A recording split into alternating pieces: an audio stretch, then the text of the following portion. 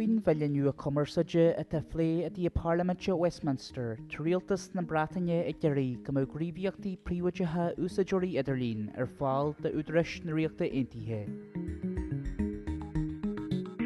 Bé cad ag an rialtas monitorachta dhéanú gach físa ólas a héana má an idirlín. Ní bheith bé sé ag bailú ólas fá cén sort chatteachta hui má, chatteach tweet, postel ar Facebook, riúfos. Cén tamsa lá hui se má, cé chun minicas a hui se má, cén cinol nósan a teagwala atá ag daoine airithe. Tá céisian na príomhaide a go bheith ionta táach man bhfuil sé táach an óra an fuinte seo. Tá príomhaidethas idirlín inis mar phríomhábhar staidir a measc an ísóig a tá gáil do chúrsaí ríomhreachta. Is dúrthór méid a ggéal cúrsaí teo, is cólacht úraí, cólacht tréanala, deanan muid cúrsaí a thólathar de ggéala góra yoga. Mléana hosaí muid modúil ar leith margheall ar an tidirlín, nuachta samachún san idirlín ús níon siad go minic agus tá siad clachtaí leis go mhaith, agus réanaí muid sin go ddíireach margheall ar bhfuil sé fórsanach an éisgrúpa sin. Teagas an muid dófa margheall ar sábhail tacht. Cad sin ar tataí ar mríomh, agus ní sin níon tú asmar le mar sgart, heagla daoine feil ar do Facebook agus gáil agus ag scríomh daoine agus ahanrad.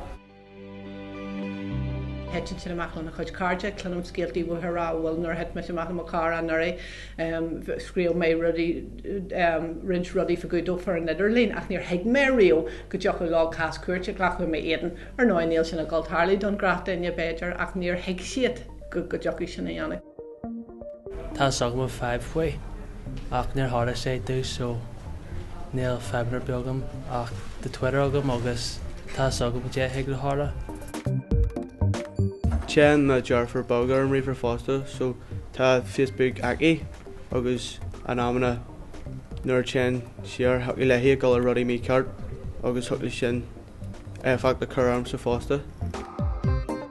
Tá cinil daoine chur béam faoi láthair ar sábhail tá pásanta sacu rud a taon daoine tá an cóir álas agad a thuirta daoine na bhfuil aithneogad ar na cóir buú lá rudí mar sin sin aon daoine tá sin go siad a fáil teatra sin níos mó agus níos mó ach ó thaobh sonraí ar léithe chur ar níl a sogam ghil siad a fáil teatra sin go fáil sin am ghil níos mó béam híhir sin go fáil.